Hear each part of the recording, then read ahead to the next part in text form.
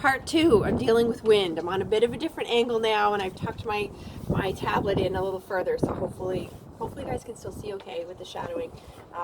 Anyhow, so yeah, raise the criteria. You want to acknowledge with praise that initial release of pressure, and then ask the dog to have continued slack leash or loose leash for like 3 or 4 strides, 2 or 3 strides, 5 or 10 strides. It depends on your individual dog.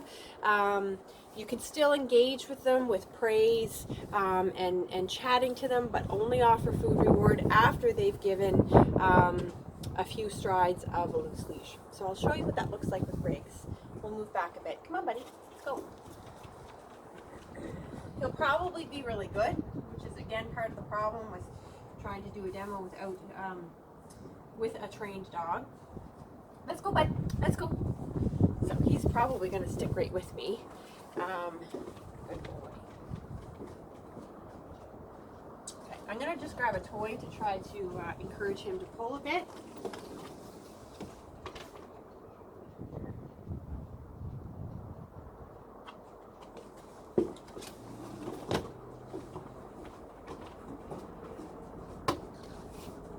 Good boy. Nice job. Yes. Okay, so you can see I acknowledged the initial release, and he understood. Once he felt that tightening of his leash, you saw him turn around and look right back at me and release that pressure on his leash. I praised that. I took a few more steps forward before I offered him a food reward. So I'll try that again with him. Good boy. What a good job. Yes. Okay. Good job, buddy. Yes.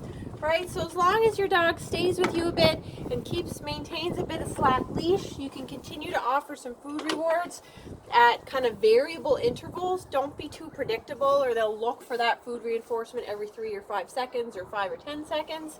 Sometimes offer praise, sometimes offer food reward, only for the kind of the excellent leash position or walking position that they're giving you. I'll try to do it this way. Good boy, buddy. Yes, good job. So, and sometimes, don't always turn away from your dog. That tends to be my go-to, but sometimes turn into them as well, which would look kind of like this. Let's go, buddy. Tighten my leash a bit, add some pressure, turn in.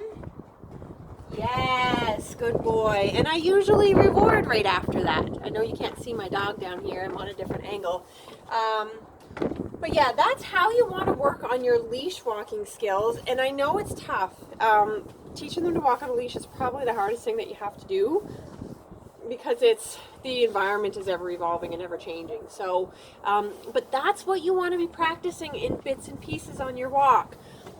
Understand that it's not going to be perfect all the time. You know, Briggs is 9 months old and he's still learning. He's not perfect all the time. I wear a head halter on him a lot, and I will also kind of do a different video and upload that at some point to show you kind of some different aids that you can use for teaching loose leash walking, some head halters and different kind of leashes that you can use, and talk about that a bit. I'll do that in a separate video and show you about how to correct if you need to.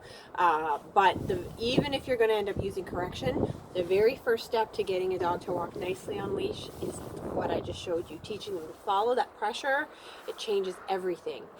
It gives your dog an understanding of what kind of decision you'd like them to make when their leash becomes tight.